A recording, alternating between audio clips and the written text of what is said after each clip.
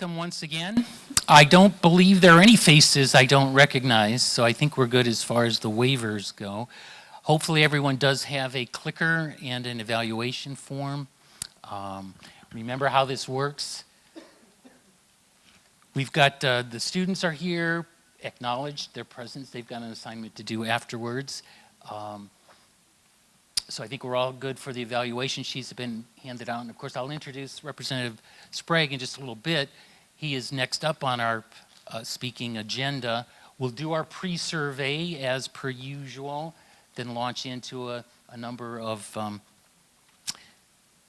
very, very enlightening slides that tell us where Ohio is and where we need to go and what to do about it and maybe what our role can be. And then we'll see how much we remember from the talk. And then if you will turn in your clickers and evaluations, I'm sure Representative Sprague will hang around a little bit if there are some private questions maybe that some people want. So with no further ado there, we do have another Sprague coming in next week, John Sprague. He is one of the foremost authorities on the pharmacophore bill, where you take the chemical of ecstasy in this case, or bath salts, or synthetic marijuana, and you tweak it just a little bit so that it's not technically identified, but because it's so chemically similar, it can still be regulated as a scheduled substance. So he's going to take us through that. He did ask me to warn you, there is some chemistry, but it's chemistry that even his son could understand, and he's a junior in high school, so that's all good. That's all good. He used to say his daughter could draw the structure of MDMA, and we thought, John, this is getting a little too weird. That was when she was about 7 or 8. But anyhow, and then after that, we're going to hear a little bit about meth lab hazards, and then wind down the semester with the opiate Odyssey and recovery. Chris Hart's going to come in and share some personal enlightenment along that line. So, all right, let's see how we do. The first one is free, just to make sure your clickers are working. This is a question from last week, and it was asking how many or what percentage of the 300 plus indictments filed in Hancock County related to drug and alcohol charges or drug and alcohol related charges.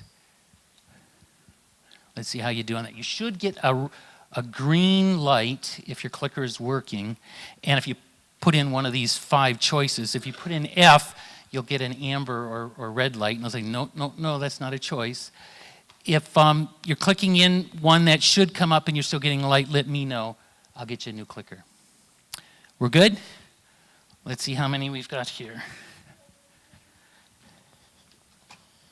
All right, 19. Let's see how we're doing. All right, most of us remembered that it was that upwards of 80, high 80s, 90% of the cases that involve these charges. So it clearly is a social issue, a legal issue, and hopefully we can bring some legislation to bear on addressing some of these problems. All right, next questions are for real.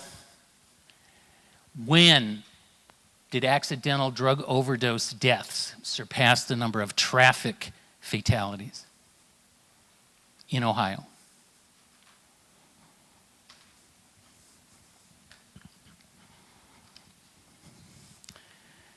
$19, we'll go with that.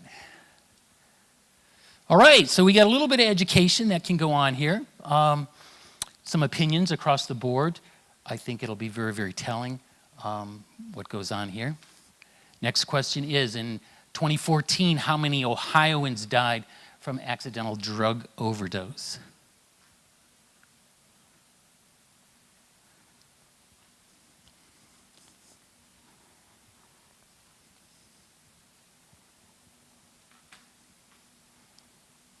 $17, $18. Can I get that last vote? Oh, I guess not. Okay. All right, a lot of us went with the highest number. We'll find out. We'll find out.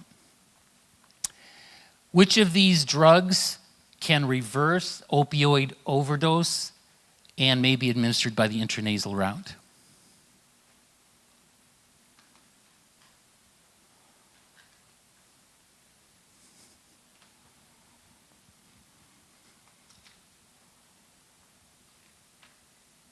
19, thank you.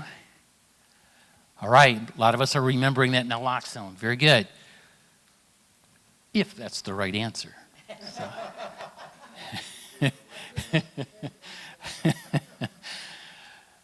From 2003 to 2013, what percentage increase did Ohio experience in the number of opioids being dispensed?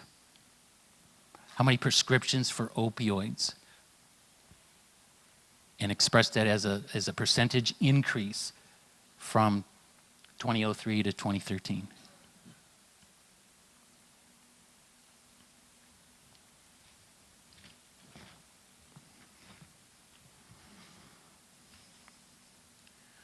All right, a lot of us were thinking it was probably pretty bad. We'll find out the exact number in a little bit. All of these will exacerbate or contribute to our current epidemic. Which do you think is the leading cause, the main cause for the current drug epidemic in Ohio? But actually, countrywide and quite possibly globally. In this country, for sure, it's one of these sticks out more than the others.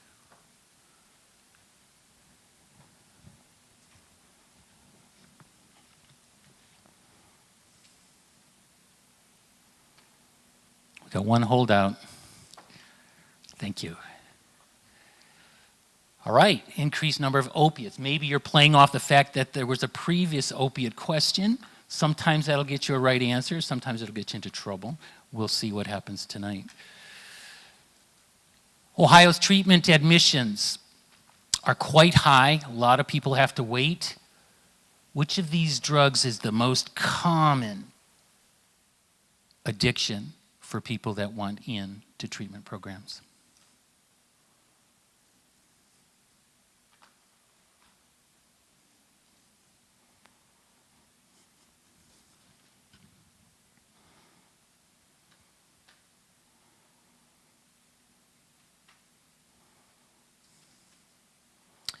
Okay. A lot of us went with what seemed to be an obvious heroin, but maybe there's a surprise here. So I'll not steal any more thunder than I already have. All right. What I want to do now is introduce Representative Sprague. Representative Sprague and I got to know each other close to 3 years ago, 2.5 years ago. He was chairman of the Health and Prescription Drug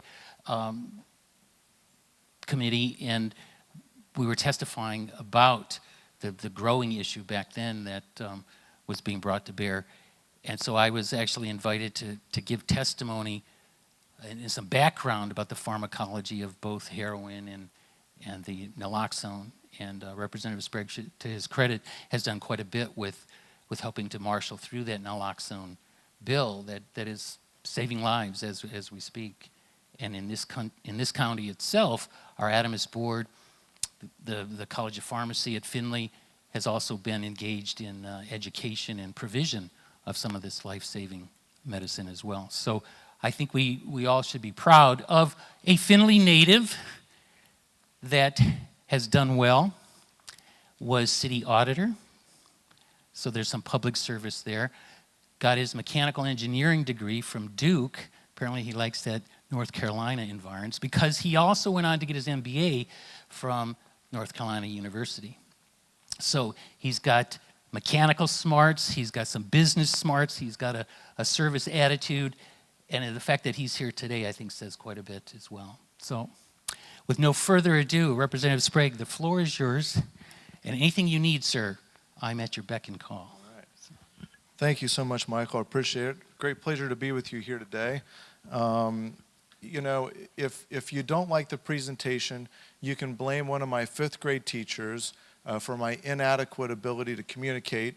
That is Mrs. Elsie is over here, one of my 5th grade teachers. It's great to see you, Mrs. Elsie. Thank you for everything you did for us in 5th grade. It was awesome at Jefferson Elementary School. We had a blast in 5th grade, except for memorizing all the geography stuff.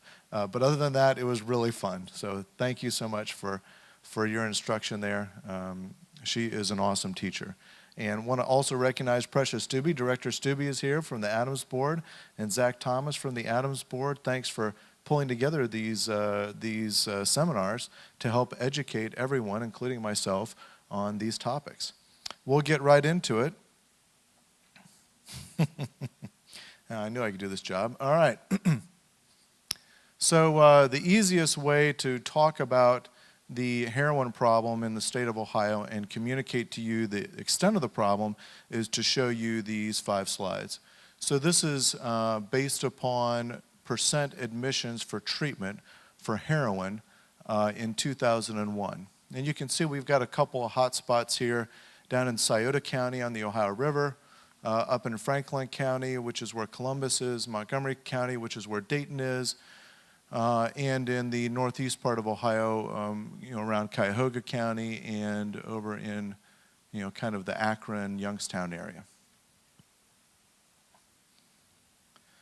2003, you can see that the problem is beginning to spread. 2005, 2 years later, obviously the addiction epidemic is now in full bloom. 2007, it's beginning to spread into some of the more rural counties. 2009, it's consumed most of the state. And in 2011, which is still 4 years ago, which is the last slide that I have for this particular graphic, it's now pervasive in nearly every area of the state.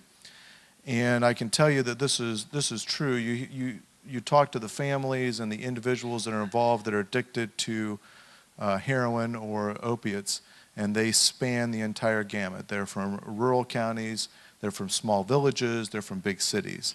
They are black and white and everybody in between. They come from broken homes, they come from 2 nuclear family homes with loving parents. They come from rich neighborhoods. They come from poor neighborhoods. It doesn't really matter. The pervasiveness of this drug is that it's everywhere. So I thought I'd go over some of the data. By the way, I've plagiarized everything in this PowerPoint presentation, just as a disclaimer. None of the data is my own, and so I plagiarized this from the Ohio Department of Health and using their most recent overdose death report from 2014. They've got a great graphic in here that really highlights the extent of the problem and why we have a problem with heroin in the state of Ohio.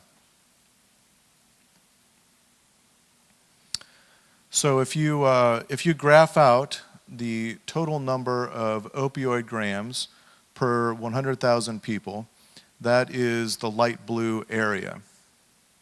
And if you plot over that area the unintentional overdose death rate, that is the blue line. And if you were to take and do a little correlation like we used to do in mechanical engineering to try to find out what the independent variable's dependence is on the independent variable, you'd find out that the R value is about 0.94.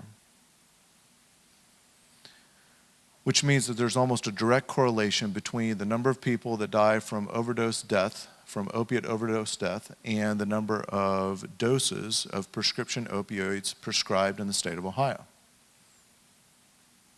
So if you don't remember anything else from tonight, aside that from Mrs. Elsie being my 5th grade teacher, remember this graph, because this is one of the most important relationships in this entire epidemic.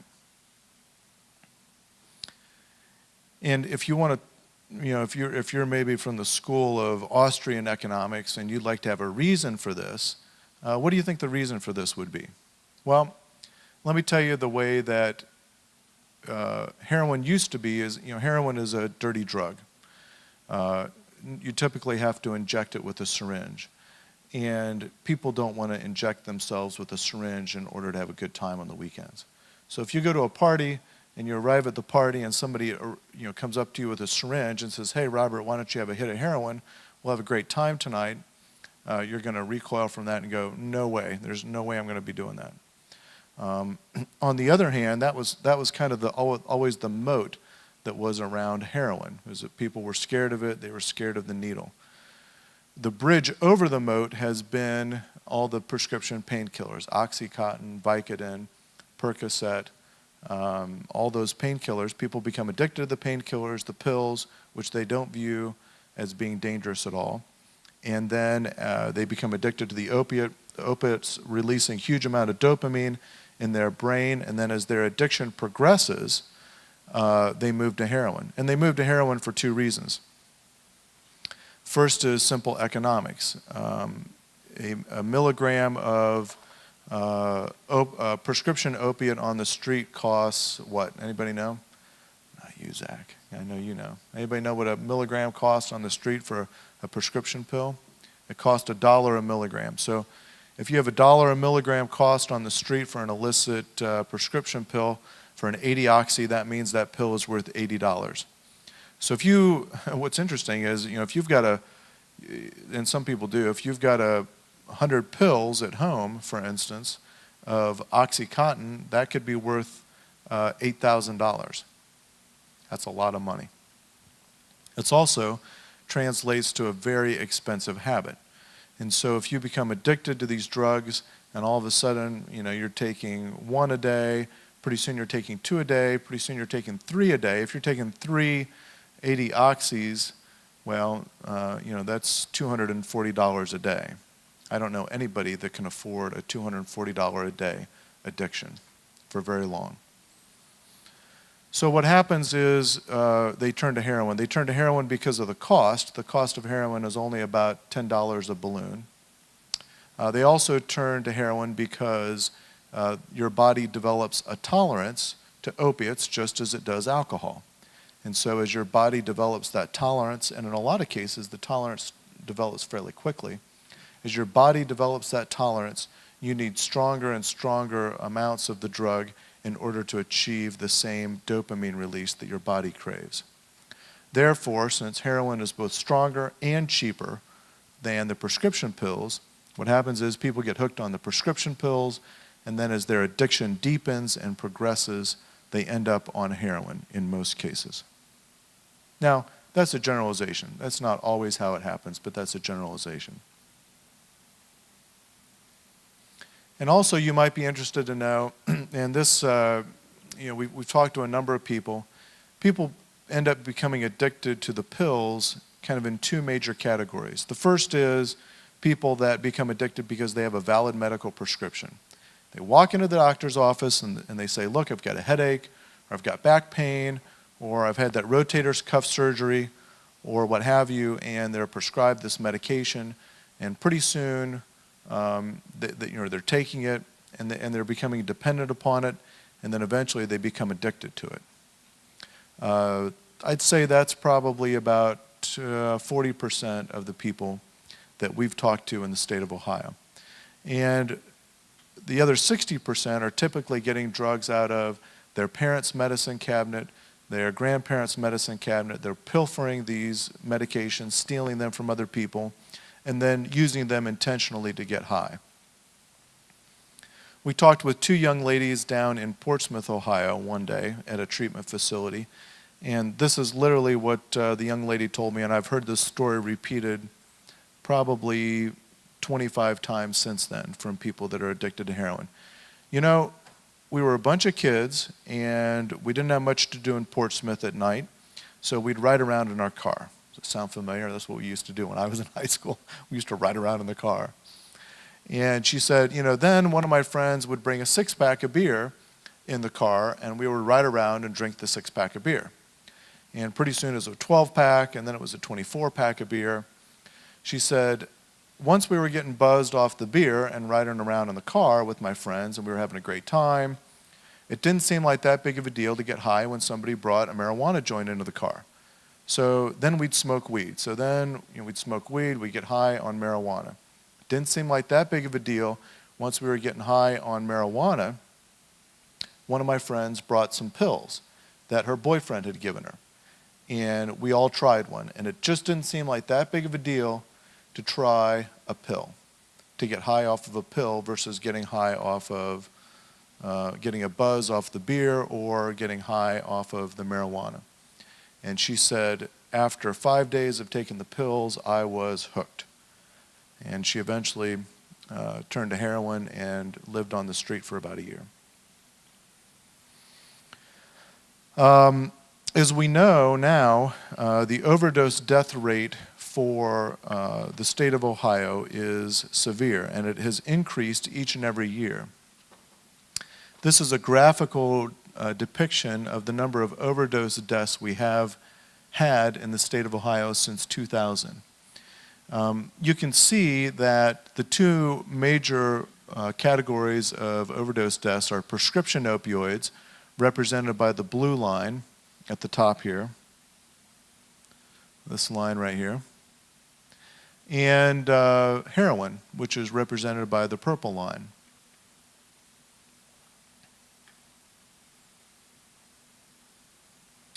And the year 2007 was the year in which prescription overdose deaths, not prescription overdose deaths, but overdose deaths in general in the state of Ohio exceeded traffic accidents in the state. So everybody's probably driven up and down I-75, and you look at that sign that ODOT put up. It says, hey, we've got, I don't know, anybody know what the latest number is?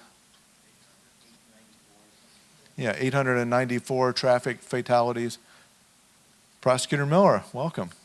Great to have you here. Sorry you're going to have to sit through all this stuff you already know.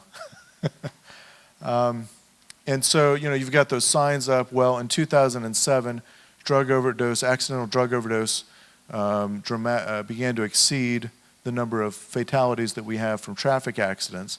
And now we dramatically have exceeded the number of traffic fatalities. In 2014, if you sum up these numbers for drug overdose deaths, we had 2,482 people die in the state of Ohio from drug overdose. That means that statistically, you're more likely to die of a drug overdose in Cleveland, Ohio, than you are from being in a traffic accident or being shot. It's a significant problem.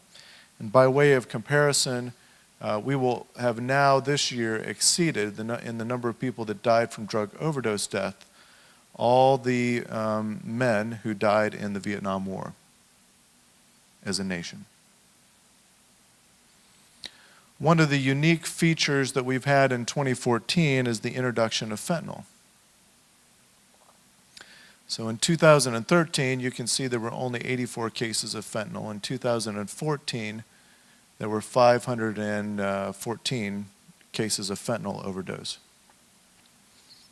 For some reason, the Department of Health lumps these fentanyl overdoses in with the prescription opiates. They count fentanyl as a prescription opiate. Everybody know what fentanyl is? We've got a lot of pharmacy students here, right? So, what's fentanyl? What's fentanyl, young man? It's a prescription pain reliever that's very, very potent, much more potent than morphine. It's available in patches or IV solution. You're right. And it's also available from the drug cartels in Mexico. They figured out how to make synthetic fentanyl. And so that's what we're seeing showing up here in our fentanyl-related overdose deaths. Here's the interesting thing. I went to a seminar where Sam Quinones was speaking, who is the author of Dreamland. And he spoke to us about how heroin from the 1970s is very different from the heroin today. Here's how it's different. It was a lot weaker back in the 1970s. Why is that? Well, it came from places like Afghanistan and Turkey. So what would happen is, in order to get the heroin here, you start out with pure heroin. Well, when you make the first sale to the middleman, in order to maintain his profit margin, he cuts the heroin with something, right? That's less expensive than the heroin. And so every time you're making a transaction between, the producer to the wholesaler to probably another wholesaler, to the dealer to another dealer, by the time you get it to Ohio or to the United States, it's been cut so many times because everybody's trying to maintain their profit margin. So you end up with relatively weak heroin. Well, enter the Mexican drug cartel. And so the Mexicans now produce the opiate on the western coast of Mexico. So they have very few number of middlemen. They're extremely efficient. Their operation runs like a Fortune 500 company. So you're only cutting the heroin once or twice by the time it gets to the United States now. So it's much stronger heroin. What we suspect is happening, and Prosecutor Miller, maybe he's got some more information on this, or Zach Thomas, so if I'm saying that in this and it's incorrect, you can correct everybody afterwards. But what Sam Quinona says is one of the reasons that you're having these fentanyl-related overdoses is that dealers that get weak product or weak heroin can't sell it because all the other product is so strong. And so what they do when they get a bad batch of heroin in order to get rid of it, it's kind of like having, Dunham's having a sale on, purple Nike basketball socks or whatever that nobody bought. So they have a sale on it. Well, what they do is they use the fentanyl to juice the heroin batch. And because fentanyl is so much stronger than heroin, it kills people.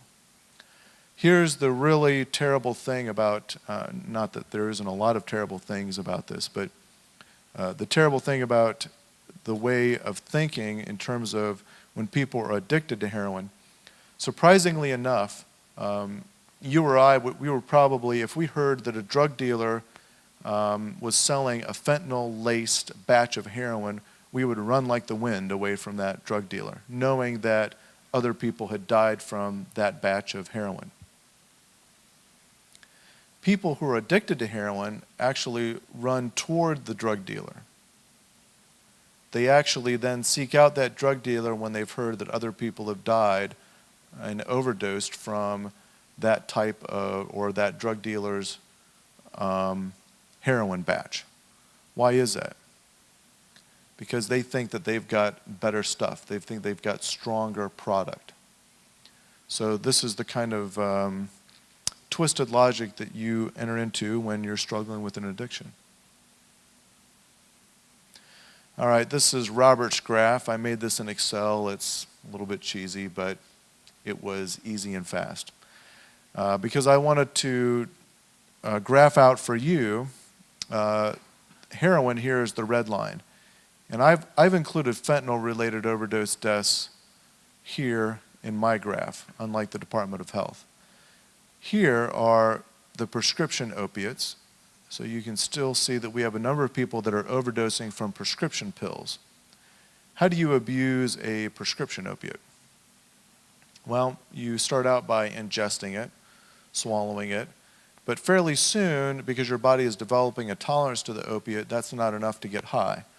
And so you then begin to crush the pills. You crush them into a fine powder, and actually you don't crush them. I had someone who was addicted tell me that actually you don't crush them at all. What you do is you use like a pipe bracket, or I don't know, it's hard to describe it. One of those things that you might use to repair your garden hose that kind of ratchets up. It's got little, I don't know. I need to come up with a word for it. Anyways, you use this piece of metal that you find at the hardware store that basically acts like a little grater. And so, what is it? Thank you very much, hose clamp. You use a hose clamp that you get at the hardware store, and you rub that along the hose clamp, and that makes your pill into a very nice fine powder that you can then snort, or you can dissolve it in water, heat up the water, dissolve it in water, and inject it. And then here at the top we have total overdoses. So you can see heroin and the prescription painkillers are becoming more and more of a factor for the total overdoses, and they're driving the total overdose death rate in the state of Ohio. So this is kind of a busy slide, but I thought I'd put it up here. It's from the Department of Health. It talks about the different drug classes and the kinds of overdoses that are caused in the state of Ohio for these different drug classes. This is the key number down here. You can see that from 2013 to 2014, the number of overdose deaths has gone up dramatically, in particular from 2012 to 2013. And the rise in that is mostly due to the fentanyl poisoning.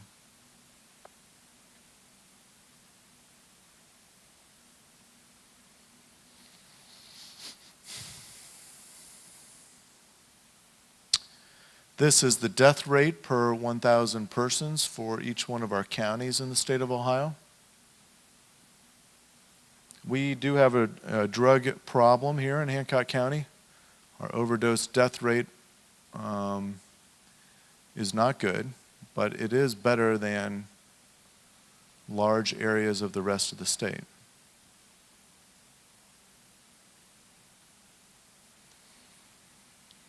On average, 6 people are dying each and every day in our state due to drug overdose.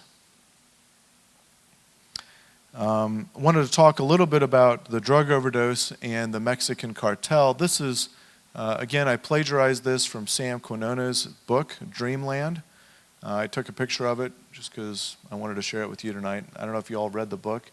I'd highly recommend reading the book, Dreamland. He actually features Ohio and Portsmouth, Ohio, in the book. And what's interesting about this is you have this little province in Mexico, which is really the originator. See, they grow the poppy seed along the coast of Mexico here. And so from this little town in Mexico, the drug cartel ships this product, heroin, into the United States. And Sam Quinones talks about this gentleman whose name, he calls him the Man. And he got to interview the Man. And what's interesting about the heroin epidemic is every single other drug epidemic we've had in the United States really has been marked by violence. So I was a kid back in the 1980s. All right, I don't know if you remember Miami Vice. Has any of you young kids ever heard of Miami Vice? Yeah, a TV show back in the 1980s. It was really all based on the cocaine drug trade. And I don't know if you remember cocaine and crack cocaine in the 1980s, but you kind of had the Bloods and the Crips, these two gangs that solidified their control over the crack cocaine trade. And in Los Angeles, they'd always have like a TV story about somebody being shot literally every day in Los Angeles from the Bloods or the Crips as they fought over street corners as to who was going to sell this drug. Tremendous amount of violence. If you look back at Prohibition in the United States, again, you had the mob that controlled the Prohibition, all the runners and a huge amount of violence with the mob, at least according to The Godfather, which I watched. So what's interesting about the heroin trade is that you don't see any of this violence, at least in the United States, right? Well, we know that there's people that use heroin here in Hancock County, and yet we don't have one gang out on the street corner shooting another gang. I mean, do you ever hear that? Down in Dayton? You hear people machine gunning each other down in Dayton, Ohio? Main distribution point for the heroin? So why is that? Well, it's because there's this fella who is from Mexico, and he was arrested in the United States. He was a heroin user and a heroin dealer, and he was incarcerated in California. And he came up with this business model based on kind of this pizza delivery system, where you text the drug dealer and that you'd like to have some of the product. The drug dealer hires 4 or 5 runners. He sends the runners out with about 4 to 5 bags of heroin with them and a bottle of water. If they get stopped by the police or somebody, they swallow the bags of heroin with the bottle of water. They train them how to swallow grapes very quickly. And so that runner will arrive at your doorstep within about 20 minutes with your delivery of heroin, and you pay them for the heroin. It's kind of a convenience model. And it's also basically kind of developed within this secret network. And so the Man was talking with another gentleman he was incarcerated with, his cellmate in California, and he said, look, I've got this great drug distributions business, basically. And he said, I'd love to bring it to the United States, but I don't know anybody in the United States, and I don't know of anybody in the heroin community, and I don't even speak the language, and I don't understand the culture, and gee, it really would be great to bring my business model to the United States. And his cellmate says, well, I know all that. And so they go into business together. And they start out down here, I believe somewhere down in here in Phoenix and kind of Southern California. And then one day, somebody comes up and talks to this gentleman, named the man, and says, you know what you should do? You should go to Columbus, Ohio. You would make a killing in Columbus, Ohio with this business model. And so he goes. He jumps on a plane and comes to Columbus, Ohio. And look at the distribution sites. These are, all these stars here are distribution sites or cells for this gang. Look at how many there are in our region. So you have people becoming addicted to the prescription painkillers. They're being now supplied by the Mexican drug cartel. And we are ground zero. We are kind of the nexus of a lot of this problem. Not to say that other states don't have a problem as well, but we're certainly a key piece of it. So just to come back to this, and I'll get questions in a little bit. This is kind of this is the alpha and the omega, I think, of what we have to do to try to address the heroin problem in the state of Ohio. We've got to begin to prescribe fewer prescription painkillers. Otherwise, we can never get ahead of the additional number of people who are becoming addicted to opiates each and every day. So I noticed that the CDC released this report about 2 weeks ago, October 16th of this year. And what they did is they went through and they evaluated the ORS data, the prescription monitoring data, for the state of Ohio and a number of other states. And I just kind of want to share some of the results with you. So they looked at prescriptions in California, Delaware, Florida, Idaho, Louisiana, Maine, Ohio, and West Virginia. And this is what they found in terms of the opioid drugs and their prescribing rates. So this is basically the number of people that get prescriptions per 1,000 residents in the state. And so you can see here that California is probably on a per capita basis, they're doing pretty well in comparison to, say, Louisiana. And we're stuck here kind of in the middle. So I was interested today in finding out, well, I wonder if we have certain drugs that we're prescribing at higher rates than California. So I just decided to subtract the prescriber rates that happen in California from the prescriber rates in Ohio. And this is what I found today. So obviously we exceed the prescribing rate for hydrocodone. This stands for short acting, and LA stands for long acting in hydrocodone. And we also exceed it here in oxycodone as well, dramatically. Matter of fact, this makes up for the lion's share of our difference with California. All right, we've got pharmacy students in here, right? Is everybody asleep by now? Let's see. Pharmacy student. Anybody over here, pharmacy student? I picked on this side already. Oh, they're all over here? Okay, all right. All right, so name for me, and this is news to me, by the way. It's kind of funny. When I told my mother that I was going to be chairman of this prescription drug overdose committee, and she said, well, what does that mean? I said, well, there's a lot of people that are becoming addicted to things like Vicodin and Percocet. She said, what's wrong with Percocet? And, because I think a lot of people, when they get prescriptions, and I think it's becoming less so now, I don't know, maybe just because I'm into this area legislatively, but I think that people are becoming more educated as to what the kind of the brand names are. But name me some, so you volunteered right there with the laptop.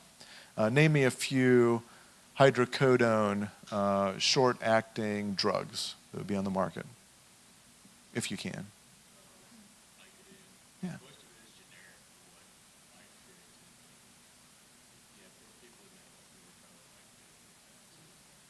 Good. All right. And let's see. Let's see. How about this young lady right over here with the red hair? Are you a pharmacy student too? All right.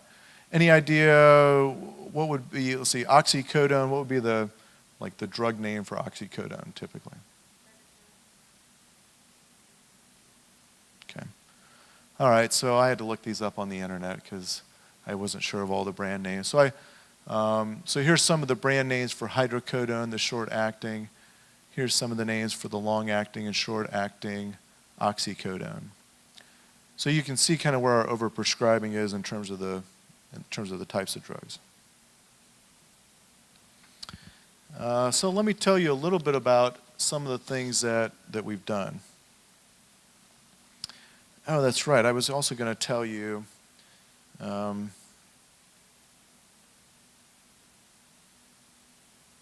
in this slide, I was going to tell you that in the year 2003, we did not have a pain epidemic.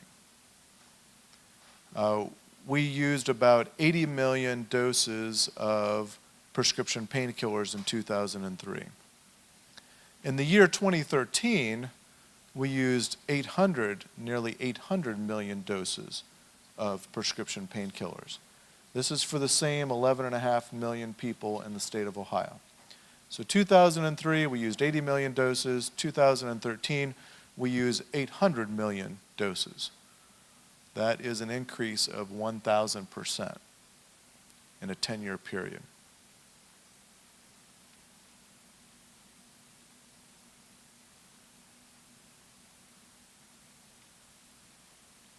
Okay.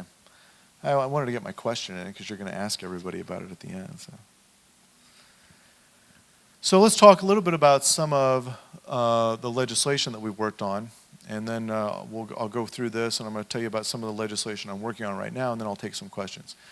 So one of the main issues is that if you go to kids and you ask kids if prescription drugs are safe to abuse, they'll tell you, yeah, I think they're probably pretty safe. Why do they think they're safe? Well, they come from the doctor.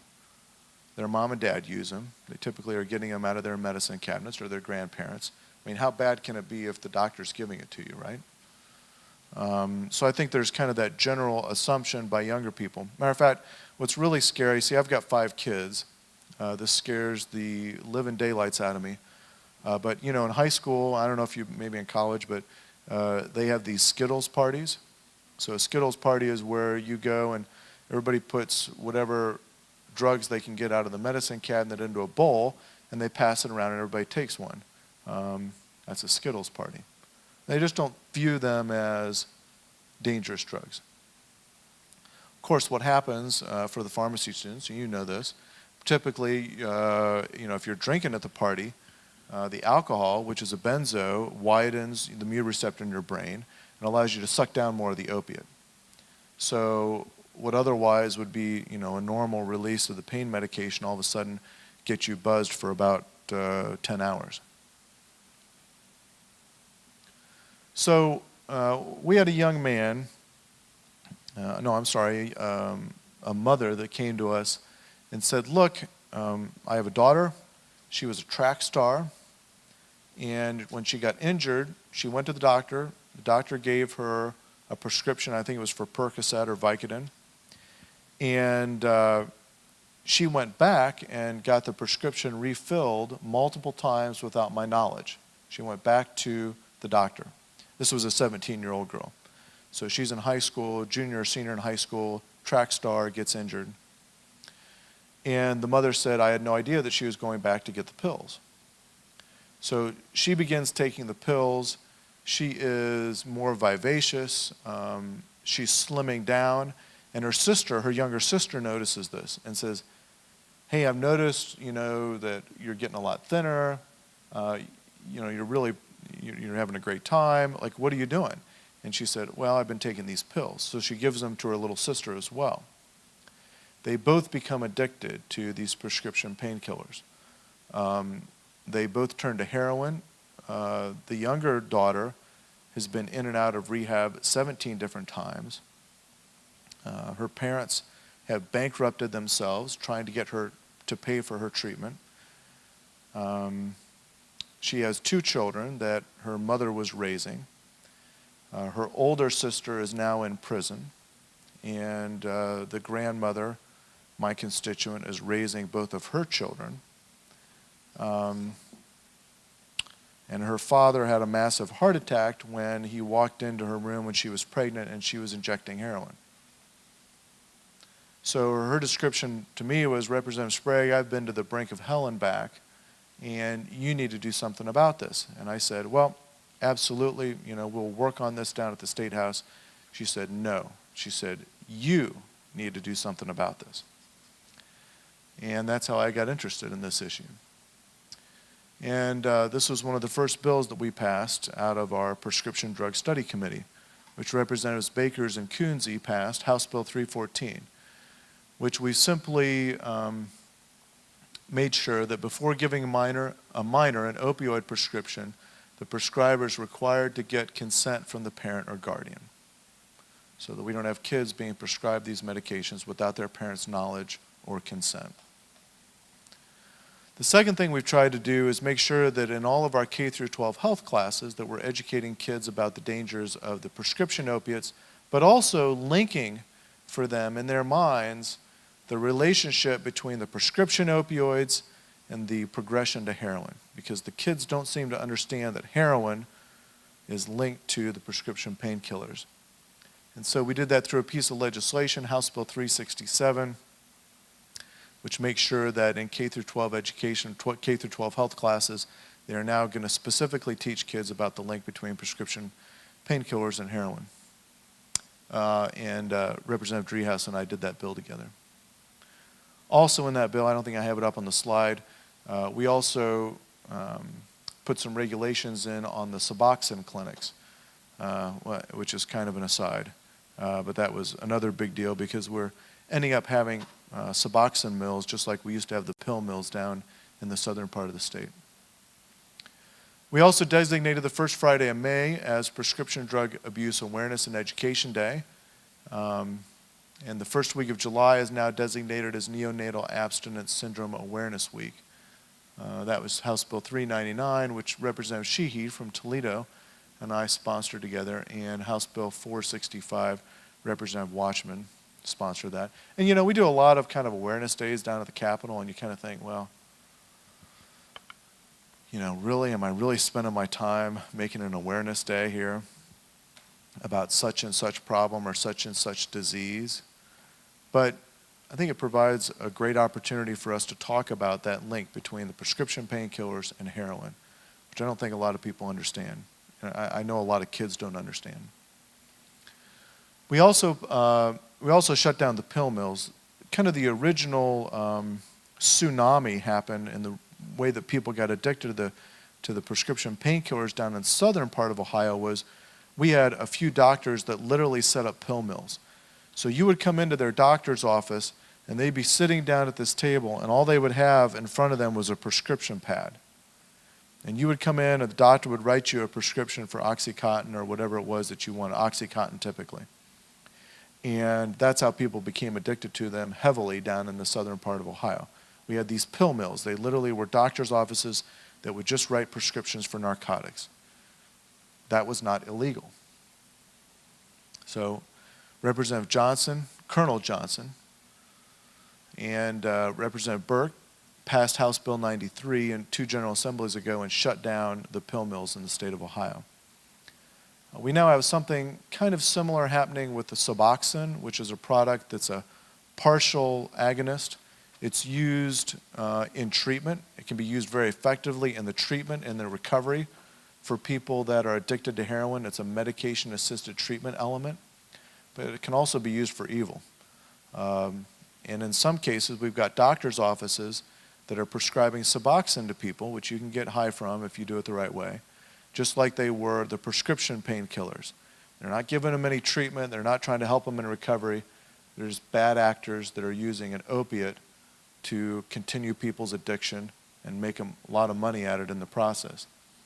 And so in House Bill 4, we also included some language to shut down those buprenorphine mills. Suboxone and buprenorphine is the generic term for Suboxone.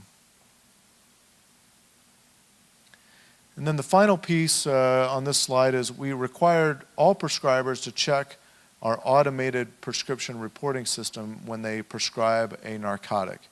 And what this does is it shuts down on doctor shopping. So people that were already addicted to the pain pills would go from doctor to doctor to doctor to get different scripts. So you go to the ortho and complain about your rotator cuff, and then you go to the family doc and complain about your migraine or whatever you had to do to get a prescription.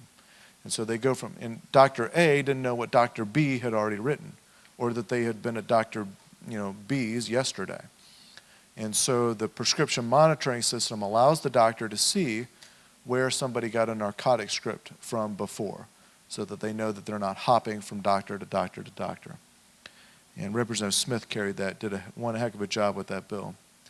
And now all prescribers, when they write for a prescription for either a narcotic or a benzo, are required to check the ORS system. We have 30,000 ORS checks each and every day in the state of Ohio before we pass this legislation. I think we now have 60,000 ORS checks each and every day in the state of Ohio. The next highest state is California, which has about 6,000, but their population is a lot greater than ours. Here's some other pieces of what we did. We've tried to make sure that people in hospice get a lot of narcotics medications, as they should.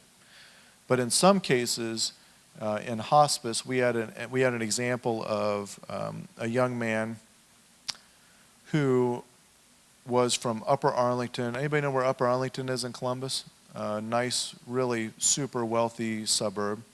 Not that that's important, but it just goes to show you kind of how pervasive this problem is. And he's from Upper Arlington. I think he was on the soccer team. He was an honor roll student. And he came to school one day and took a pill from his friend. His friend gave him one of these pills, gave it to 20 of his friends after school. And he took the pill and immediately went home to his mom soon afterwards and said, "Look, I don't feel right." And his mom said, "What'd you do?" And he said, "Well, I took one of these pills that my friends gave me after school." And she said, "Well, I think we need to go to the emergency room," because he was beginning to feel really groggy. So she takes him to the emergency room at 6 p.m. that night in Columbus, and the emergency physicians say, "Look, we're going to keep him overnight just to monitor how he's doing." So at 6 a.m. the next morning, the ER physicians say, "Look, the worst is over. He seems to be doing okay. Why don't you take him home and let him sleep it off?" So she takes him home. She's been up the whole night with him. She goes to sleep at 7 o'clock or whenever they get home. He goes to sleep. She wakes up at 1 o'clock in the afternoon to go in and get him and wake him up, and he's dead in his bed. He took one methadone pill provided by this other kid in his school. First time he'd ever taken a painkiller, prescription painkiller. The boy that gave him the pill got the pill from his grandfather's closet because his grandmother was in hospice care and his grandfather had never destroyed the medications. So we passed this bill, House Bill 366, it was my bill, that requires hospice providers to destroy any unused narcotics medication as soon as somebody passes, to make sure that that medication doesn't end up on the streets. This is another one of your quiz questions, except it sounds like everybody already knew the answer to it. So naloxone is the drug that reverses the effects of an opioid overdose. Naloxone, essentially, Narcan is what it's called, brand name. Naloxone evidently has a, correct me if I'm wrong here, but Michael, I only know what I repeat, so Narcan has a greater affinity for the mu receptor from the way I understand it. Michael's not nodding his head, so this maybe is wrong. But at any rate, it's somehow it binds to the mu receptor in your brain and it kicks off the opiates off the mu receptor. And in many cases, it revives you. Now, I understand there's some complexity to that. It doesn't happen in every single case, but that's kind of the general idea. Doesn't do anything else really in your body except that. It's used for preventing or reversing an opiate overdose.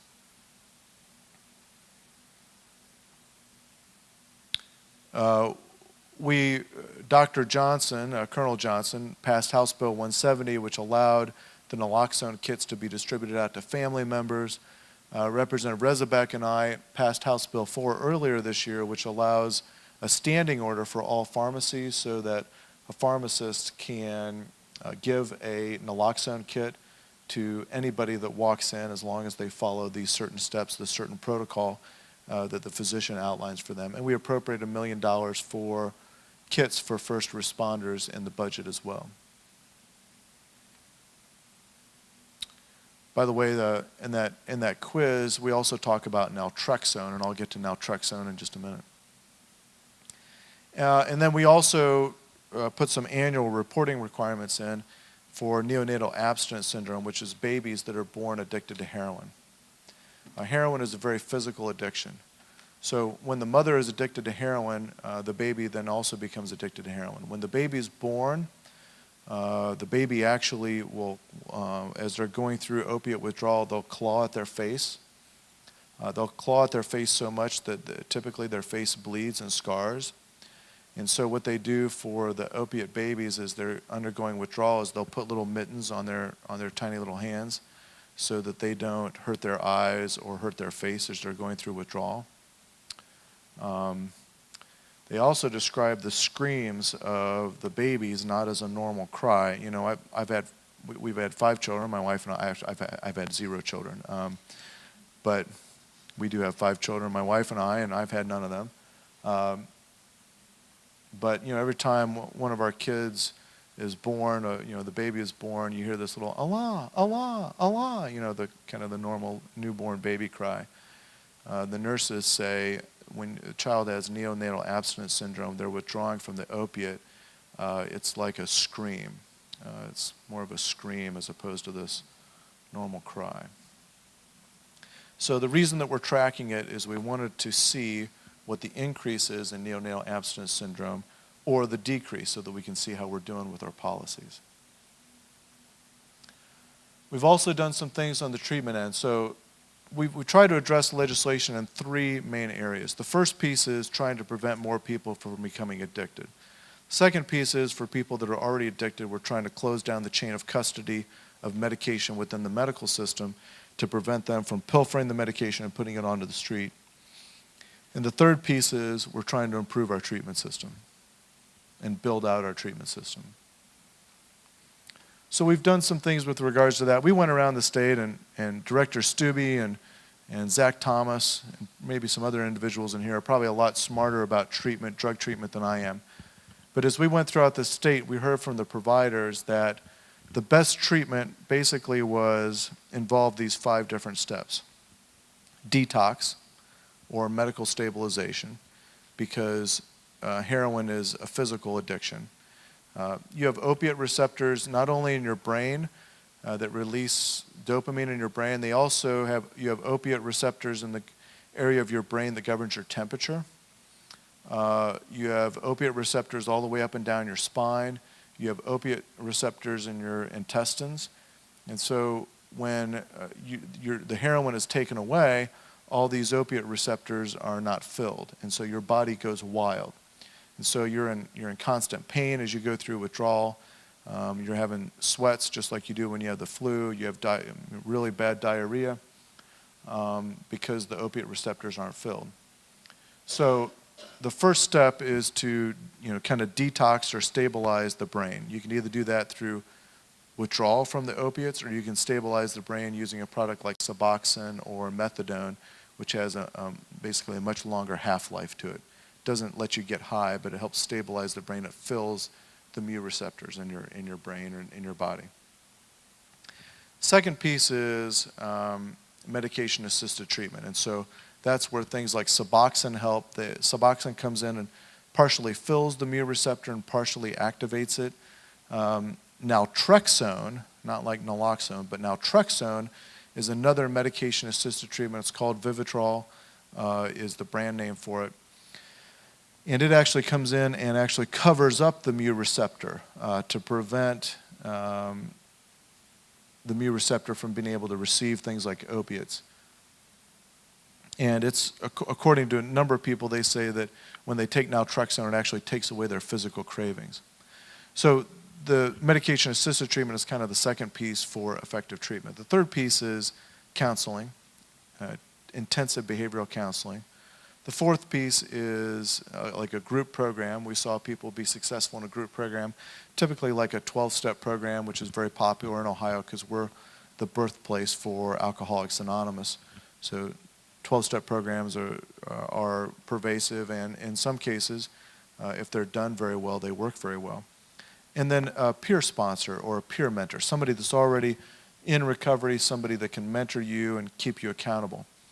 And what happens is, if you have those 5 different elements of treatment and they're delivered together over a longer period of time, you have success. But what we found is that typically in our treatment system, you go to Maryhaven, say, for 30 days and you get great treatment. You get detoxed, you get medication-assisted treatment, you make progress with behavioral health counseling, but you may come back to your local community and you've got to wait for 4 weeks to get in to see the psychologist or the behavioral health therapist.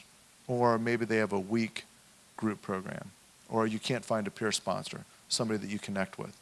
And so what we found of the programs that were having tremendous success is they took these 5 different elements and they combined them all. What we saw them do in a lot of cases is combine it all under the roof of one provider and provide those services in a heavily integrated manner. Then the other pieces of that is with taking a person out of basically their housing situation and putting them into a sober living situation also had a tremendous effect. Because look, let's face it, you can't go to treatment during the day and try to make progress on your treatment when at night you go home and you're living with other people that are using, or other people that are drug addicts, or other people that are the trigger for your drug addiction. So you make all the progress you want in terms of behavioral treatment during the day, but then to go and associate with those people in the evening, you're tripping all those triggers again for you to go back and relapse. And the final piece is that we heard that the drug courts basically compel people through these stages of treatment. So you could either combine them under one roof and kind of offer them in an integrated manner, or you'd have the drug court kind of, the judge compel people from step A to step B to step C and so on and so forth. So the judge kind of compels people, all the way through those treatment programs, and that's also very effective. Compulsory treatment, as far as we can tell, is just as effective as voluntary treatment. Maybe some people would argue with that, but we've seen some statistics that indicate that treatment from the court is just as effective as voluntary treatment. So some of the things that we've done, we made sure that each and every district in our state will have those different elements that I just talked about available for people. Medication-assisted treatment, recovery housing, all the things that help people recover in treatment. In order to support that effort, we allocated $52.5 million during the first budget for various mental health and addiction initiatives. We also created a medication-assisted treatment pilot program. This was a pilot program where we made medication-assisted treatment, Suboxone and Vivitrol, available in certain counties in the state so that we could see what the effect of the medication-assisted treatment was on treatment outcomes. And interestingly enough, what we found out was that the counties that participated in the medication-assisted treatment pilot program, combined with a drug court, had retention rates of over 90%, as opposed to recovery rates elsewhere in the state that only registered about 10%. We created additional support for waiting lists.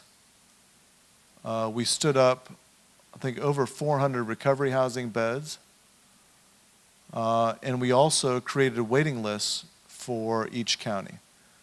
And that's actually something that's going to be taking place this July, because in some cases, in some counties, they're missing whole elements of this service. You don't have access to medication-assisted treatment because you can't go into the doctor. There's not a doctor in your area that will prescribe the medication. And so we'd like to know what services people are waiting for in each county to know what the need is for treatment.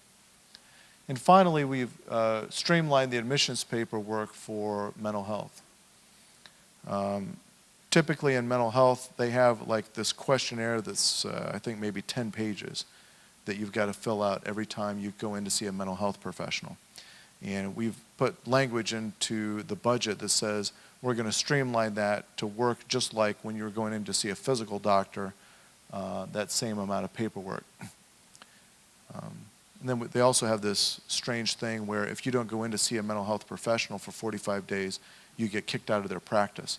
And if they readmit you and see you after 45 days, you got to refill all the paperwork again. So we eliminated that as well. We established funding for the Certified Drug Court program through the Ohio Supreme Court. Basically, we're going to fund a case manager in every specialized docket that's approved by the Ohio Supreme Court.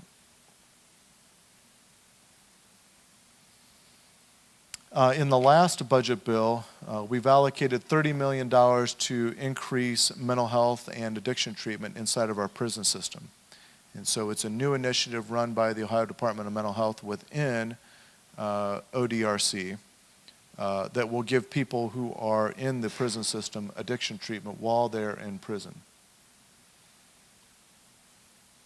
The latest, and this is a little bit archaic or a little bit technical, a little bit wonkish, but they're talking about carving in behavioral health services into the Medicaid managed care plans, which are huge insurance plans that run the state Medicaid system. And so we put safeguards in place to make sure that that's done in a way that we don't have a problem in terms of network adequacy, in terms of a payment floor, in terms of limiting access to treatment because of prior authorizations or medical necessity criteria from the insurance firms. And we also put in place increased penalties for drug dealers when they sell the heroin or the Oxycontin or the fentanyl to pregnant women. Representative Rutherford and Condit did that. So those are some of the things that we've done, and those just include kind of the legislative initiatives that came out of the House. They don't include other initiatives by the governor. I probably could have put 2 more slides up there for the initiatives that have come out of the governor's office as well. But I want to talk just briefly about some of the unfinished business that we have, and this is the current legislation that we're currently working on. House Bill 248, this bill is going to require the insurance companies to cover abuse-deterrent formula drugs, abuse-deterrent formulation opioid drugs. So they have opioid drugs that you can't crush. And there's several different formulations. One of them acts like a jelly bean, so you can imagine trying to, crush and snort a jelly bean. It kind of goes into a gooey type material. They have another formulation that has a naloxone core to the opiate drug, so if you crush the drug, the naloxone is released, which then counteracts the effect of the opiate so you can't get high from it. We've got another product out there that literally acts like a rock. You can try to crush it, but you can imagine trying to crush a rock, even if you're able to hit it hard enough with a hammer, it breaks into kind of a couple pieces as opposed to a nice fine powder that you could snort. And so basically we're trying to get the insurance companies to cover these abuse-deterrent formulation opioids. Because the reality is, if you remember on one of the previous slides, we've got almost 800 people a year that are still overdosing from prescription painkillers each and every year in the state of Ohio. And if we know for a fact that if we use these abuse-deterrent formulations, that drug abusers do not like the abuse-deterrent formulations and they do not use them. As a matter of fact, as a statistic, we had a gentleman out of the Warren County metric program that was in charge of pharmacy robberies come and testify for House Bill 248. And he said, in 2010, before Oxycontin was reformulated, when there was a robbery of a pharmacy, and by the way, there is robbery of pharmacies. I don't know, that's probably not good, probably not something you want to hear, but you're probably maybe too deep in all your scholastic studies at this point to pull out. But when they had a robbery of a pharmacy, 73% of the time they would ask for Oxycontin. And the reason that that's important is because if you're holding up somebody at gunpoint, you're going to ask for whatever drug gets you the most money, right? whatever you can get rid of. So if you have a pick of anything in the pharmacy, and you're holding up somebody at gunpoint, you're going to ask for the stuff that has the highest street value, right? So after the reformulation of OxyContin, they went back and took a look at these in 2011. They went back and looked at the pharmacy robbery data. And OxyContin was only asked for in 12% of the 2013 robberies. So you can see where, the pervasiveness, the use of OxyContin has dropped significantly. And there are other studies that show that people would rather use other opioid drugs than they would reformulated OxyContin. That abuse deterrent formulation works. So that's one thing we're trying to do to address the overdose epidemic in the state. Also, we've introduced a bill which is a Good Samaritan bill for overdoses. So this bill basically says if somebody is having an overdose and you call 911 to save their life, you won't be prosecuted for minor drug possession, less than a gram of heroin. If you have some heroin on you, you won't be prosecuted for minor drug possession. And we just had some great testimony on that in committee. I think it was last night. Yeah, all my days run together. Got home at like 9 o'clock last night, I think. But last night we had great testimony in committee on House Bill 249. Very compelling testimony. Great testimony by Tony Grotrian from Hancock County on this bill. Because, they say that, you use together but you die alone. Because here's the reality of what happens. If there's people that are using together, first of all, you're not using with the drug dealer. I explained the drug dealer model to you. They drop the heroin off like the pizza delivery guy. Does the pizza delivery guy stay and have pizza with you? No, they leave, right, and go make their next delivery. The same thing with the drug dealer. The last thing they want to do is stay there and hang out with you while you use the heroin. That would be stupid, and stupid drug dealers end up dead. So there's not a whole lot of stupid drug dealers. So, they take off. So if you're using, say, typically you might use with a friend or other people, not a friend, but other people that are addicted. And what happens in a lot of cases is when somebody overdoses, their friend, quote unquote friend, instead of taking them to the ER or calling 911 to get them help, they leave, they take off. And so what happens is then you're left with one person who's dead, the other person ran away. So you don't get to prosecute either one of them anyways for anything. At least this way you'd have a chance to save one person's life, which in my mind has immeasurable value, and give them a chance to be redeemed and enter into recovery. And the other person just saw their friend nearly die. You've got a chance to get them into treatment. So I think it's just much better current policy than what we have under our current laws, which we obviously have a tremendous deficit in terms of number of people dying from these overdoses. So we've got that right now in the Criminal Justice Committee. And then our third bill, and if you were to say to me, if I had to pick one that I thought was going to really solve this problem over the long term, it would be House Bill 250. I went down on my own dime. Okay, the legislature didn't pay for this. You didn't pay for this as taxpayers, but I was invited to a seminar down for the Centers for Disease Control in Atlanta. And so I went down to the seminar. It was called The Winnable Battles from the CDC. And the director of the CDC stands up and gives this speech at one of the lunches. He came to lunch and talked about how we've got to fight childhood obesity, and talked about how we got to prevent people from smoking cigarettes, and never mentioned the opioid epidemic. And so I was a little bit jazzed up going into lunch. And so the CDC is the only uniformed civil service branch in the federal government. And so the poor guy sat down next to me, had his uniform on from the CDC. His name was Dr. Sugarman. And so I turned to him and said, really? You're not going to talk about, what are you guys doing for prescription drug abuse? And he said, well, we're doing this, that, and the other. And I said, well, we're really taking the bull by the horns in Ohio. Matter of fact, we introduced this bill that says basically in order to curb the number of prescriptions out of the medical system, we're going to use these guidelines that were developed by a university hospital and make every doctor follow these guidelines or they get reported to the medical board. And Dr. Sugarman turns to me, he said, that'll never work. That'll never work. He said, the only way to get prescribers to change their prescribing habits is through the payment system, through the prior authorization system. And he said, I know this doctor who's the director of Medicaid up in Maine, you should really talk to him. Well, his name is Dr. Flanagan. So I called him up and said, hey, Dr. Flanagan, I'm from Ohio, and I've heard that you've done some good things in Maine. And Dr. Flanagan said, yes, we've done some great things in Maine. We put in these prior authorizations after 15 days of getting a prescription narcotic.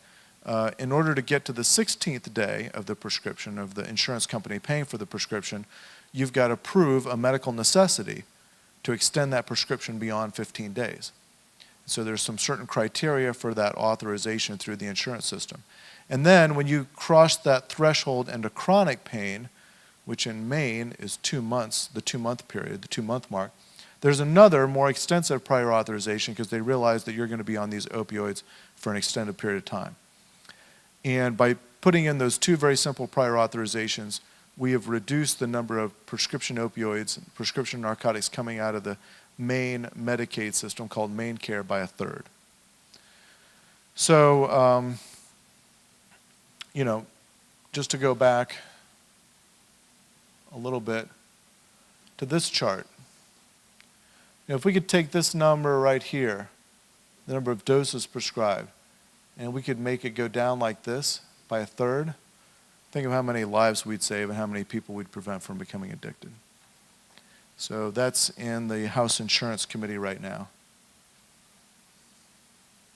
So I'm fighting with the insurance companies on House Bill 248 because they don't want to pay for the abuse deterrent formulation opioids.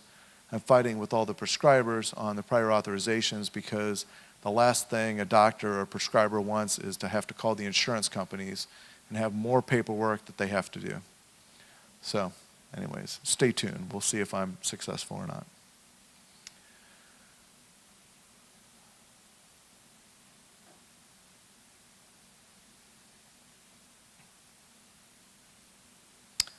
And see, I'll come back to that slide in just a minute. So I wanted to kind of leave you, I guess, with a couple of maybe a little bit more positive thoughts. This is from our ORS system. This is the number of total doses prescribed in the state of Ohio. And to get this number, they took out of the number of people like from West Virginia or Pennsylvania that came in. These are Ohio-only residents, which is why the number is a little bit lower than that 800 million number that I talked about before. If you take the total number, it's about 830 million, but take out the non-residents, it's about 792 there in 2012, 778 in 2013. But look what's happening. So we passed a lot of this legislation right in here. We shut down the pill mills right here. And so you can see the tide is beginning to turn. We've got only 750 million prescriptions in 2014. This year we're projected to only have 705 million prescriptions for opioids in the state of Ohio this year. Another good thing is we're prescribing opioids. Another good thing is, and so you can see this is beginning to dip as well. So it's kind of was steadily on the rise, and now it's beginning to dip back down in terms of, dispensed to Ohio. This is the number of prescriptions, not number of patients. Number of prescriptions. This is another significant marker. These are the three markers I look at to gauge how we're doing on the drug epidemic. And the third one is the number of patients with the daily morphine equivalent dose, MED greater than 80. Okay, if any of you in here were to take 80 MED of morphine, it might kill you. That's a fairly high dose, right? Fairly high dose, 80 MED.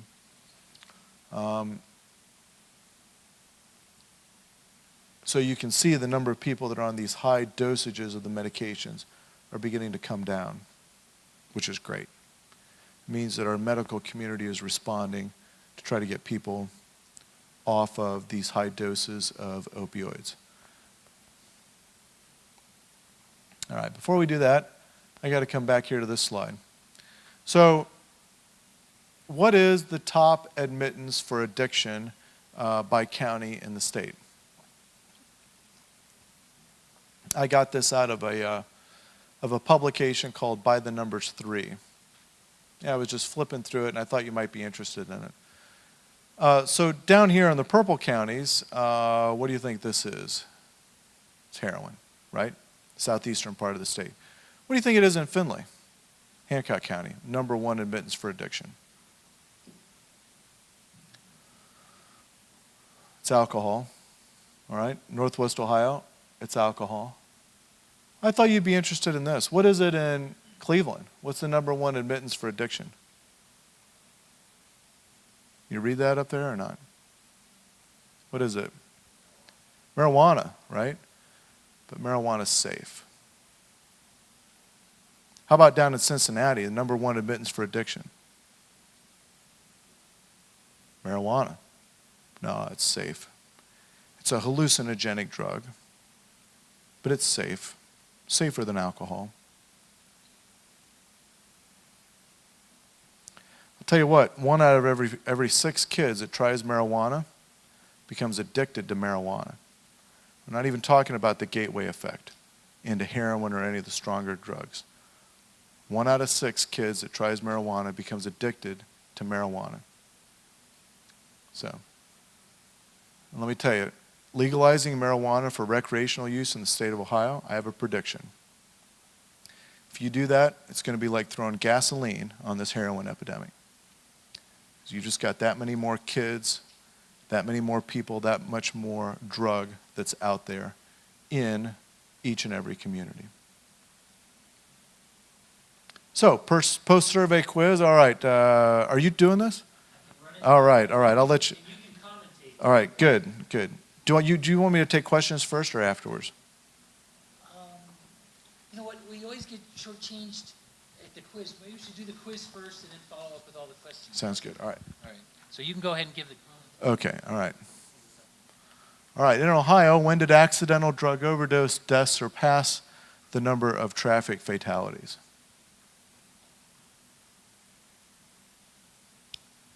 How many have we got there, Dr. Milks? 18. All right, 18. All right, good job, 2007. In 2014, how many Ohioans died from an accidental drug overdose?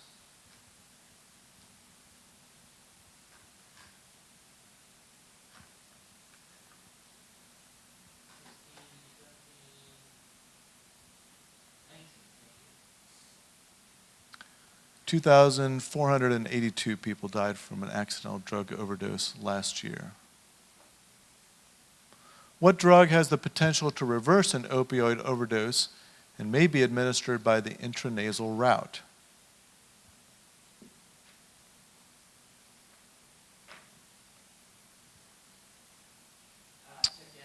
Wow. That's interesting. Naloxone. From 2003 through 2013, how much of an increase did Ohio have in the number of opioids being dispensed?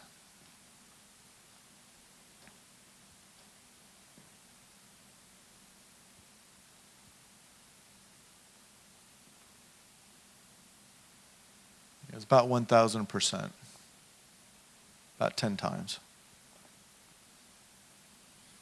Although all of the following contribute to the problem, what is the main cause of our current epidemic?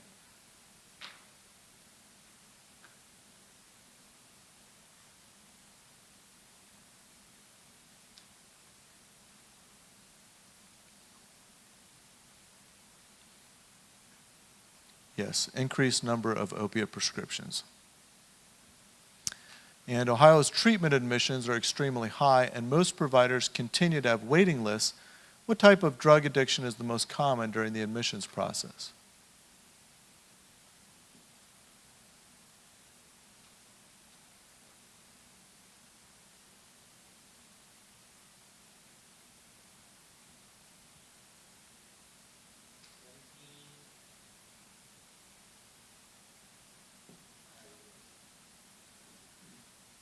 Yeah, it depends on where you live.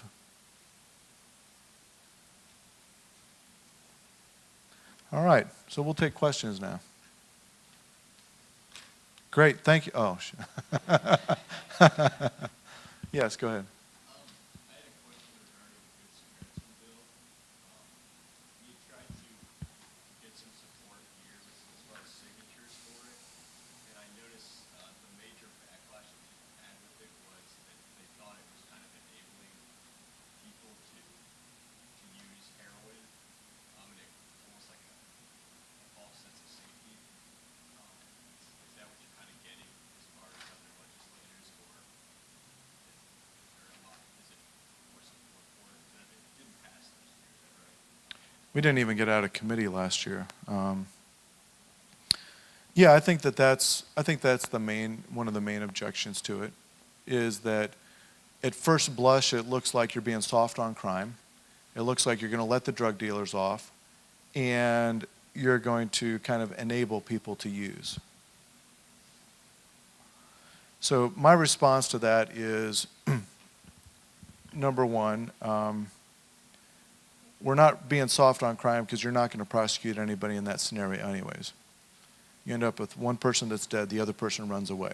You're not prosecuting either one of them. On the issue of, is it enabling? I think the answer to that is, if you have something that's a deterrent, like death might be, say, a deterrent, you would think that the ultimate punishment is death, right? Because you can't come back from that. Not incarceration, not getting a beating, is death. And yet, as we talked about before, when you're a drug user and you're struggling with an addiction, and you see other people overdosing from a drug dealer, and you run toward that drug dealer instead of away from them, that shows you that they are not thinking like an arrest or death is going to be a deterrent to them. They are only focused on one thing, and that is obtaining and using that drug. It controls their entire life to the point of death. And so you're not providing any sort of a deterrent by having a fear of prosecution. They're not even afraid of death, much less prosecution or arrest. And maybe that sounds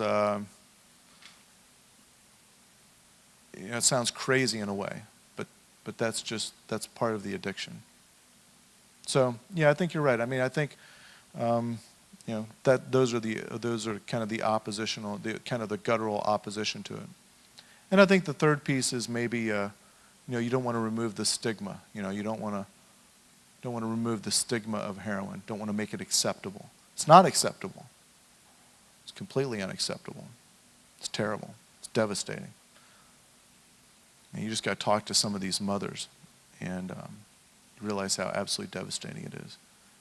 But saving somebody's life, in my mind, kind of outweighs those other detrimental arguments. And I think it's the right thing to do. And I think it will save people's lives. And another thing people say is, a lot of those people aren't going to make it into recovery anyways. But one might, or two might. And why shouldn't we have a set of laws that allows people to be redeemed like that? So, and prevent them from killing themselves. So, any other questions? Go ahead. In a meeting where this fentanyl was brought up, and the person who had the addiction problem wanted the heroin-laced with fentanyl to end their life. So that's why they were looking for it. It wasn't because they wanted it, because they thought they could get a better high, and they could fix their problem because they knew it would kill them. So are you sure that it's really the reason why they're going after it? All I know is what people tell me, and that's probably one more that's maybe a different story. And I mean, the things I'm telling you, I guess, is ironclad laws or just things that I've heard around the state, and I shouldn't have made a blanket statement that that's the only reason. So, but yeah, I'll tell you what. I don't know if you all believe in good and evil, but it's hard to not believe in evil once you see what this addiction does to people. It really is. It's terrible. Any other questions? Go ahead. I have a question. I mean, you threw it out that tonight you keep addressing the pharmacist. But I'm sitting here saying the pharmacy students didn't write the prescription. So what are we doing in terms of medical school? And I know because I have a nephew who's in medical school. Let's go into pain management. That's where the money's at. How are you? I don't understand how the bills are keeping doctors from writing those prescriptions. Well, the doctors will only write prescriptions that are paid for. So that's House Bill 250, which is the prior authorization bill through the insurance program. But I think you bring up a great point. And one of the problems that we have is that typically doctors get about maybe during their entire medical training, maybe half of a day on how to prescribe painkillers. So they don't get a lot of training, and they don't get a lot of training on addiction. Go ahead. Well, and I was going to sort of address this then. Is it the duty of the pharmacist to say, hey, wait a second, I'm looking on this, you know, I forget the letter name. The ORs. Or this person's getting this prescription over and over again. Do they notify the doctor? Do they do nothing? I mean, I'm not sure doctors, when you go from, and I know they're supposed to check with each other, but they don't check with each other from one doctor to the next, that, you know, they really are aware of necessarily what they're doing. On a scale of 1 to 10, what's your pain level? That's real scientific to me, not really. I mean, if somebody who wants this drug is going to say a high number. Yeah, and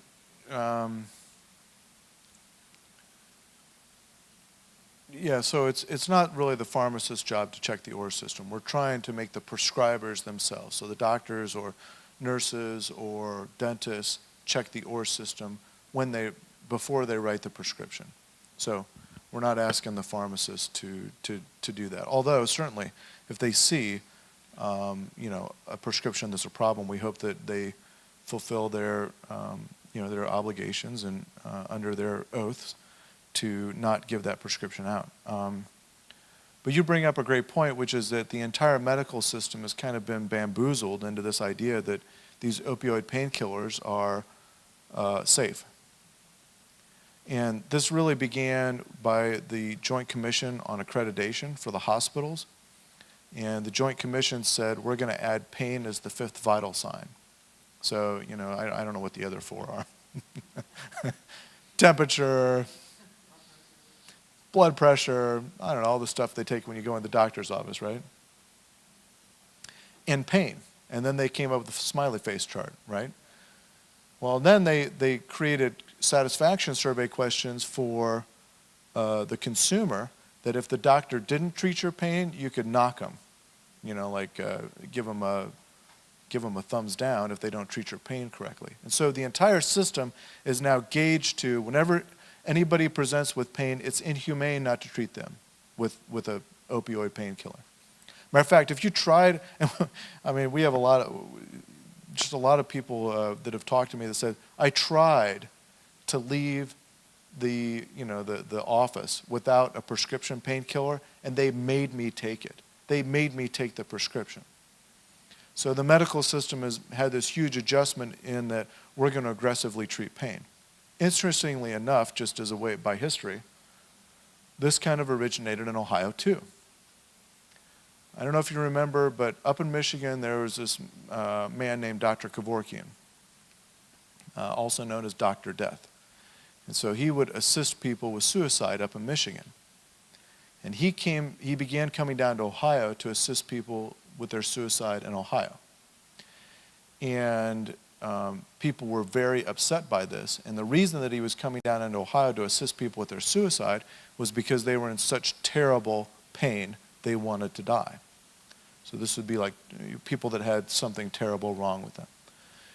And so Dr. Jeffrey Wheeler, who is a kind of a cancer pain specialist in Ohio, came forward and helped pass the Intractable Pain Act in Ohio, which kind of opened up the doors to allow this type of prescribing in the state of Ohio. And then they went and they got pain adopted as a fifth vital sign. So all this has been geared at kind of, and then the FDA approved this stuff. I can't let the FDA off the hook. And they keep approving more of it. I don't know if you saw, but I think last week they approved Oxycontin for kids. So, and there's certainly, I'm sure, some cancer children that absolutely need to use Oxycontin. But to send that message within the medical community that, now we've got Oxycontin, a safe product that can be used for children, is just beyond me. Why we need more and more and more of this stuff is unbelievable. I mean, I showed you the slide about all the opiates that we have at our disposal, all the different kinds. And they just keep sending us more. They sent us an approved Zohydro last year, Zohydro ER, which is basically, I think I may get this wrong, hydrocodone? Hydrocodone? Is that right? Hydrocodone? It's a hydrocodone, but it's an extended release format, so it releases over something like 12 hours. But the bottom line is, it's all this opiate in this easy to crush pill that if you crush it, it releases all that medicine right at once. And they combine it with Tylenol and pretend like it's a new product. Like, hey, look, we combined opiates with Tylenol and now it works really well. I think you should approve this, FDA. And the FDA goes through these studies, supposedly these safety studies, and they go, oh yeah, great, it worked great at taking away your pain. Yep, check, it works. It's safe because the people that we had in this 3-month study all took it as prescribed and nobody had any problems. So great, we'll send it down to everybody in the United States. And it is absolutely, I think, wrong for the FDA to do that to us. I don't understand why they keep sending us more and more of this medicine that has this, quite frankly, horrible side effect. But anyways, that's a little bit of an editorial. Go ahead. Yeah, I have a two-part question for you. It sounds like the pharmaceutical companies are on board with the kind of not be able to hold anything and store things better. If that in fact is the case, do you know if there's any research being done, any experiments or anything being done as far as using something that will not be addicted in that field? Because I know that sometimes if you go to the ER and you don't have anything that has addictive properties to it to be able to help with the pain, they offer something other than the narcotics. Are there any steps being made towards anything like that at all? I think pharmaceutical companies are constantly in search of drugs that relieve pain. As a matter of fact, they had a German chemist that was back in nearly 100 years ago. And he worked for this company, a German company, and they used basically the liquefied coal gas. And they started combining this liquefied coal gas with other chemicals, and they were able to make new compounds. And he created 2 different compounds, both of which relieved pain. And he brought them to his supervisor, and he said, look, I made these 2 new compounds. They both work really well to relieve pain. And the supervisor said, well, the first compound is extremely dangerous, and we're not going to let you commercialize that. But the second compound that you created is absolutely fantastic. And it not only works well, but it seems to not have any side effects. That compound that was created was heroin. And the root of that is hero, because they thought this was a terrific product. And they put it in cough syrup and children's medicine and started the first opiate epidemic. Well, one of the first opiate epidemics, notwithstanding China's dependence on it, which led to the opiate wars with Great Britain and India. But anyways, the second product that he created was aspirin that they wouldn't let him commercialize because it was a blood thinner and they thought that that would lead to heart attacks. And so, and this company was Bayer. And if you look at some of the old Bayer bottles of cough syrup, it says, heroin. Heroin is in the mix. And so, these pharmaceutical companies are constantly on the search for pain medications because you can see what it's a huge market and hugely a huge need. So I hope that they'll come up with something better than the opiates. Opiates work great to control pain, just highly addictive. Any other questions? Yes, sir. You mentioned in the book Dreamland. Mhm. I just wonder if I look in the index, and I'm going to read the book. I Mhm. looked in the index, but I see the Central Intelligence Agency come up there. You mentioned the drug cartels. Yeah. They got caught in the 80s. You mentioned the Bloods and the Crips. Yeah. That was the Central Intelligence Agency putting that in there. That's all on public record. Donald Rumsfeld, prior to 2001, was running the pharmaceutical industry. Look what you've got now. And you look at your numbers from 2001 with the heroin, 90% of it at one point was coming from Afghanistan. Go ahead and connect the dots. Stop putting men like that in charge of the pharmaceutical industry or in charge of the Pentagon. Because as long as men like that are running things, you're always going to have these problems. Thank you. Yeah, I do. I think the CIA is mentioned in that, but I don't think they made the connection as kind of them helping with it. But that's interesting. Well, let's go ahead and just admit it sometime. Okay, go ahead. Is there any effort being placed toward pain management clinics? We have put some pieces in place for the pain management clinics, and trying to look at kind of how they're handling the pain prescriptions. And there's probably an area that we need to look more at. There's good pain clinics and there's some unsavory pain clinics. We think that one of the things we've done on House Bill 93 is we basically have made sure that each pain clinic is owned by a doctor, because before they were owned by these shell corporations.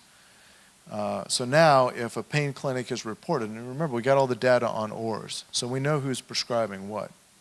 And if a pain clinic is reported that they are prescribing this medication in a manner that's illegal, we have and we will take their license. So we've done quite a bit of work on that. And that was all House Bill 93. Go ahead, Dr. Milks. The proponents for issue 3 are quick to point out that in Colorado there's been a decrease in the use of prescription opiates now that marijuana is accessible, both medicinal marijuana and also just recreational marijuana.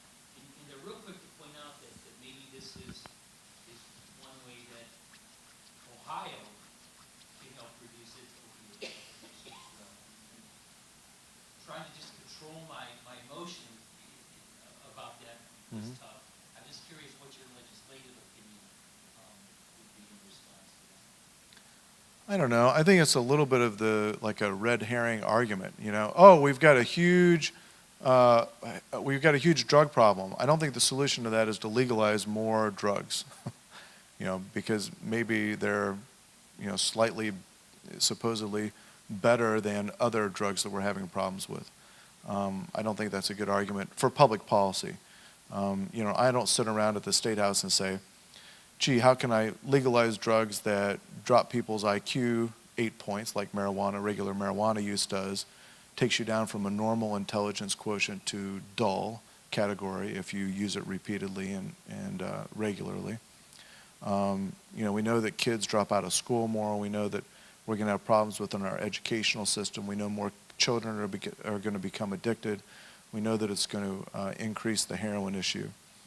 And we know that it's not going to stop the illicit sales use of marijuana. Attorney General Mike DeWine was in Colorado 3 weeks ago and came back and reported that they told him that 68% of their marijuana sales in Colorado are still illicit.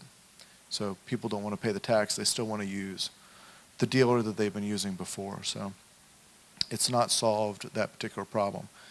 If it is a valid replacement, say for opiates, I'm okay with that. But in my opinion, they need to run it through the process just like they do every single other drug through the FDA. We know the FDA is fairly lax on their addiction safety standards, so that certainly shouldn't be a problem. I mean, if it's such a great pain reliever and it solves all these medical problems, fine. Run it through the clinical trials and prove it. Don't come to the stage with one anecdotal piece of evidence, which I'm sure we all have about, a drug or a solution, some sort of home remedy. Oh, hey, this worked for me. I think they got to be scientific about it and put it through the rigors of the process that we've developed for drugs. And I think it's a bad idea for us to legalize pain medication via constitutional amendment that creates a monopoly for the growers and gives them all the money and bypasses every other process that we've established for the Food and Drug Administration to make sure that we have medication that's safe for people. So that's just my opinion. And I would be very interested to see if it works on things like epilepsy and pain relief. I don't have a problem with us going down that path and looking at it in a scientific way. But the way that Issue 3 does it, the way that it legalizes it, and legalizes it not just for medical use but for pervasive recreational use, I think is a terrible idea. But you probably gathered that already. And I'm probably jaundiced by my work on the heroin issue, and I've seen what these addictions do to families. Go ahead.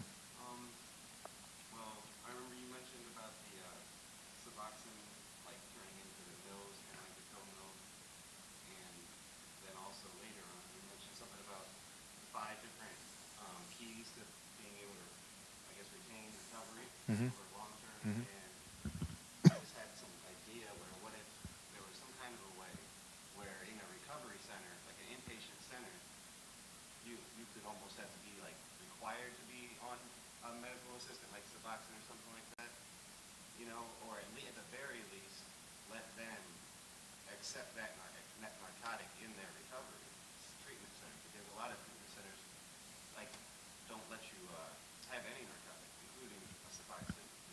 So That's true. And so the gentleman's suggestion is, why don't you make sure that all recovery providers allow you to have medication-assisted treatment, because we know that it's effective for opiate recovery. And I guess, and again, I'm not an expert on this. I'm a mechanical engineer, for goodness sake. But as I talk with the different treatment providers, what they've convinced me of is there are different paths to recovery for different people. Some people do well on Vivitrol, which covers up the opiate receptor. Other people have found success on Suboxone, and other people have found success with abstinence. And again, we have as part of our heritage the Alcoholics Anonymous, which was created in Akron, Ohio, by 2 doctors back in the 1930s for alcohol use, trying to help people recover from alcohol addiction. And that is heavily abstinence-based and has heavily influenced a lot of our providers. But I think more and more of them are looking at the scientific data for medication-assisted treatment, and they're saying, okay, this stuff really works, and you're seeing more and more treatment providers willing to offer it. I'm hesitant to demand that everybody do it that same way, because I know that certain treatment providers have great success with abstinence-based recovery. But I know others that do a great job with medication-assisted treatment. And I know that some people combine all 3. I know of one place down in Portsmouth that when you come in, instead of detoxing you immediately, they'll give you Suboxone to stabilize your brain. Then they'll titrate you down on the Suboxone over a period of weeks.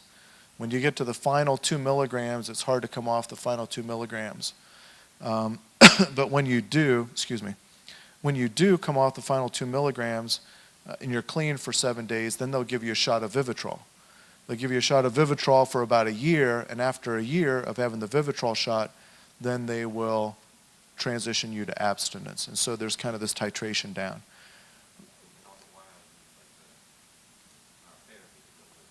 And all the while, you got to have the behavioral therapy and the support network. The supports are tremendously important from what I understand, from what people tell me. And that is having a good group program that you're able to go to, and then having a good mentor or a peer sponsor. The funny thing is, as a state, through the Medicaid system, we don't pay for those 2 elements. We don't pay for group therapy or the peer sponsorship. Our local Adams boards provide some money for those services. but we don't pay for that through the state Medicaid system. And quite frankly, it's a hole, in my opinion, in terms of our treatment capabilities as a state. It would be good to increase those. Other questions? Go ahead. Just one other thing.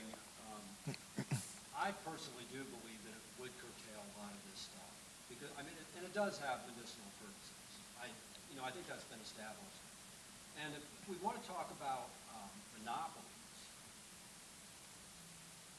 Walgreens is buying Rite Aid. Anheuser-Busch or Miller or vice versa, they're combining now. That's $20 billion. We're not talking about those. We're not talking about Monsanto trying to control all the seed in the world.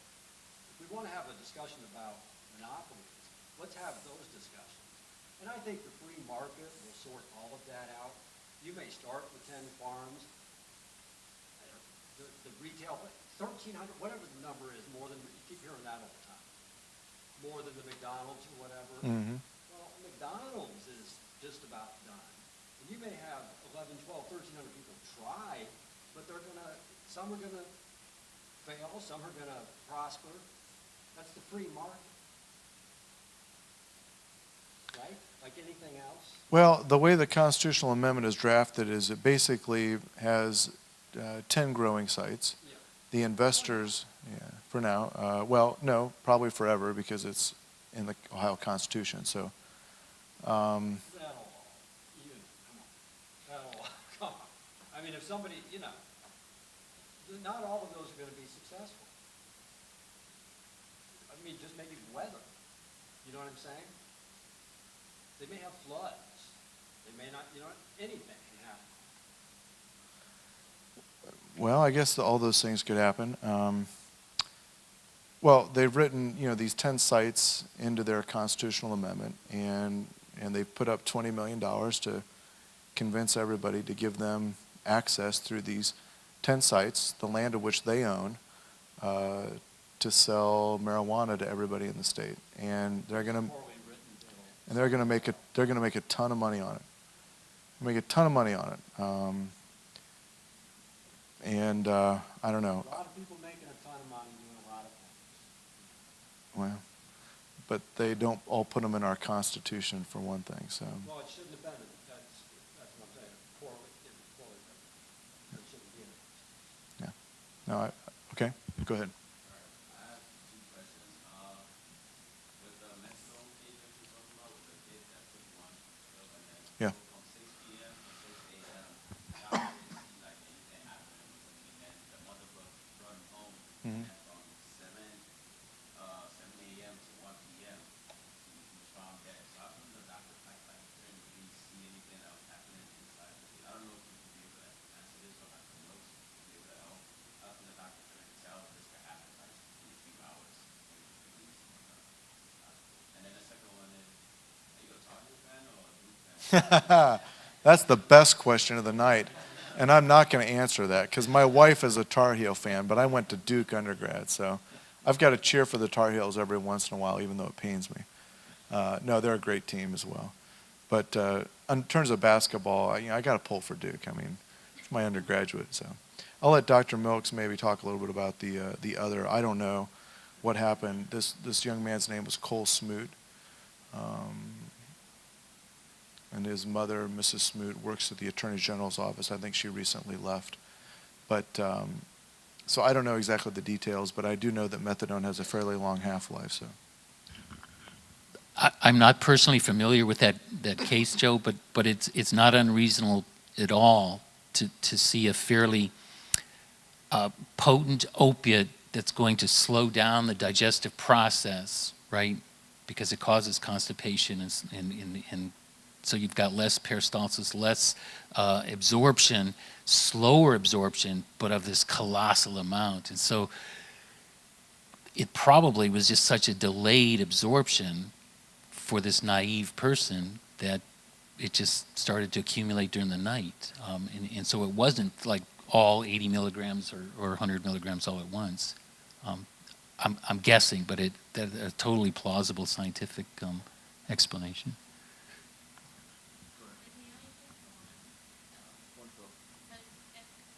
I was thinking like that one